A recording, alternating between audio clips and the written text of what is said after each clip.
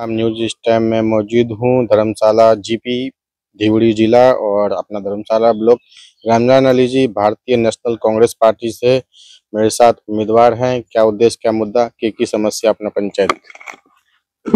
पंचायत में अभी तो बहुत सारा समस्या है। हम असमिस में बोलेंगे क्योंकि हमारा यहाँ हिंदी बस नहीं है।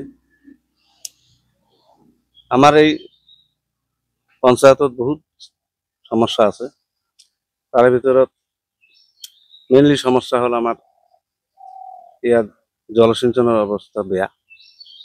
बहुकेইখন आँचনি आरम्भ হৈছে কিন্তু सरकारे पूरण करा নাই, आधाते एरि दिছে। মানুহৰ बहुत असुविधा হৈছে এইটো কাৰণে, কিয়নো बहुत গাছ গছনি কাটি চাটি মানুহে পাইপলাইন দিছে, জায়গা এৰি দিছে, কিন্তু চৰকাৰে কৰিব পৰা নাই। আমি পঞ্চায়ত প্ৰতিনিধি হম, এইবিলাক আমাৰ কাম নহয়। যদিও আমাৰ এলেকাত যিকোনো চৰকাৰী যদি আঁচনি আহে এইটো ফুলফিল হলেহে আমাৰ ৰাইজৰ উপকাৰ হয়, কিন্তু ৰাইজে এইটো ফুলফিল কৰিব পৰা নাই। চৰকাৰে ৰাইজৰ উপকাৰ হোৱা নাই। আৰু আমাৰ যিখিনি ৰাস্তা ঘাট আছে আপোনালোকে দেখিছে ৰাস্তা ঘাটৰ অৱস্থা কেনেকুৱা। বহুত চুটি চুটি ৰাস্তা, বহল আহল বহল নহয়। আৰু গ্ৰামৰ ৰাস্তাবিলাক আজিকালি মানুহ বহুত, ৰাস্তাবিলাক সৰু সৰু হোৱাৰ কাৰণে বহুত ধৰণৰ এক্সিডেণ্ট হৈ থাকে।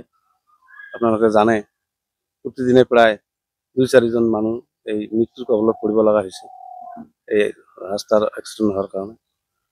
গাড়ী ঘোড়া বহুত যানজট হৈছে। ৰাস্তা যদি আহল বহল হয় সুবিধা হয় মানুহৰ। আৰু আমাৰ মেইন সমস্যাটো খোৱা পানী। মই ক'লোৱে আমাৰ এই ভিতৰুৱা অঞ্চলখনত বহুত কেইটা আঁচনি আছিল আগতে পুৰণা, কিন্তু বন্ধ হৈছিল, মাজতে ষ্টাৰ্ট হৈছে আৰু সব জায়গাত ঢুকি পোৱা নাই আজিলৈকে।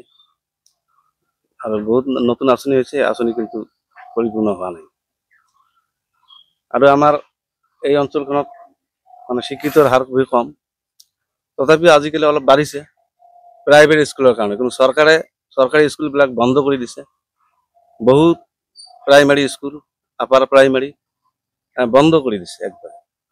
আৰু বন্ধ কৰি দিয়াৰ কাৰণে বহুত মানে দূৰত যাব লগা হয়। দুখীয়া মানুহৰ ল'ৰা ছোৱালী মানে বহুত দূৰত যাই পড়াশোনা কৰিব নোৱাৰে। बहुत असुविधा है शिक्षार विभाग। और समस्या स्वास्थ्य चिकित्सालय में की समस्या? चिकित्सालय में हमारे माने धर्मशाला PHC আছে, Dhubri medical college, Dhubri medical college আছে। धुबरी मेडिकल कॉलेज হওয়ার পিছত অলপ আগবাঢ়িছে। নিকটতম হল আমাৰ আগতে বৰপেটা যাব লগা আছিল, গুৱাহাটী যাব লগা আছিল মেডিকেলত, কিন্তু ইয়াতে আজিকালি অনেক সুবিধা হৈছে। কিন্তু আমাৰ যেখানে PHC আছে, PHCত মানুহ কম আৰু একেবাৰে কম। মানে ডক্টৰ আহে, ঔষধ পাতি দিয়ে নহয়, কিন্তু পৰ্যাপ্ত পৰিমাণে সুবিধা নাই। ইয়াতে মানে আমাৰ ৰোগীৰ মানে বিছনা খুবেই কম, 2-3খন মানে প্ৰসূতিৰ কাৰণে আছে আৰু বেলেগ ডিপাৰ্টমেণ্টৰ নাই। কোনো মানে হেৰিয়ে নাই। ইয়াত এটা পেচেণ্ট ইয়াতে 2 ঘণ্টা থাকিব, 3 দিন থাকিব, তেনেকুৱা ব্যৱস্থা নাই। আমি সৰুতে দেখিছিলো যে ইয়াত আছিলে তেনেকুৱা ব্যৱস্থা, কিন্তু আজিকালি নাই। আজিকালি খালি প্ৰসূতিৰ কাৰণে মানে 2-1খন সিট আছে। এনেকুৱাতো হস্পিটেল নহয়। আমাৰ এখন ডাঙৰ PHC এৰ নাম আছিল, কিন্তু লাহে লাহে নাইকিয়া হল। আগতে ইয়াতে নাৰ্ছ ডক্টৰ সব আছিলে, ইয়াতে থাকিছিল কোৱাৰ্টাৰবিলাকত। আজিকালি কোৱাৰ্টাৰবিলাকো ভাঙি ছিঙি গৈছে। আমাৰ এই ৰাইজৰ ধৰ্মশালা ৰাইজৰ এইখিনি মূল সমস্যা। और इसके अलावा जो प्रधानमंत्री आवास योजना, पक्का मकान, राशन कार्ड, आयुष्मान कार्ड और 5 किलो चौर, और इसके अलावा जो है शौचालय, इस सब का समस्या वो तो है सबके साथ, क्योंकि हमारे এই অঞ্চলত बहुत दुखिया মানুহ। গতিকে ঘৰ প্ৰধানমন্ত্ৰী যিটো ঘৰ দিছে বা শৌচালয় দিছে বা 5 কিলো চাউল দিছে, চাউলটো আগৰে পৰা পাই আছে মানুহ। আগতে 1 টকা দিব লাগিছিল, এতিয়া 1 টকা দিব নালাগে। এইখিনি সুবিধা হৈছে, কিন্তু সবে এতিয়াও পোৱা নাই। বহুতে এইবাৰো কাৰ্ডৰ আবেদন কৰিছিলে, চাউলৰ কাৰ্ডৰ, কিন্তু পোৱা নাই। নাম কোনোবাই যদি কাটি দিছে, ৰিজেক্ট হয়ে গেল। বহুতৰ এইখিনি সমস্যা আছে। হয়তো চৰকাৰে যদি বিচাৰে নিশ্চয় সমাধান হ'ব, কিন্তু এই চৰকাৰে আমাৰ এই মানুহখিনিৰ অসুবিধা কৰিছে। যেহেতু আগতে চাউল পাই আছিলে, পৰিৱৰ্তন কৰাৰ লগে লগে কি হ'ল, এইখন কাৰ্ডতো নাম নাই, ইয়াতো নাম নাই। এইটো এটা ডাঙৰ সমস্যা হৈছে। আৰু ঘৰৰ কথা কৈছে আপুনি, খালি 0 টকাৰ ওপৰত 0 টকা হৈ আছে, ঘৰ কিন্তু সকলোৱে পোৱা নাই। যিখিনি পাইছে পাইছে আৰু যিখিনি পোৱা নাই খালি জিঅ' টেগ প্ৰত্যেক মাহে আহে আৰু জিঅ' টেগ কৰে, কিন্তু ঘৰৰ নামত একো নাই। আৰু আপুনি শৌচালয়ৰ কথা কৈছে, শৌচালয় মানুহ সজাগ হৈছে, শৌচালয় লাহে লাহে হৈ আছে, কিন্তু চৰকাৰী শৌচালয় মই আজিলৈকে তেনেকুৱা দেখা নাই। দুই এটা আছে যদি ক'ৰবাত, মোৰ চকুত পৰা নাই।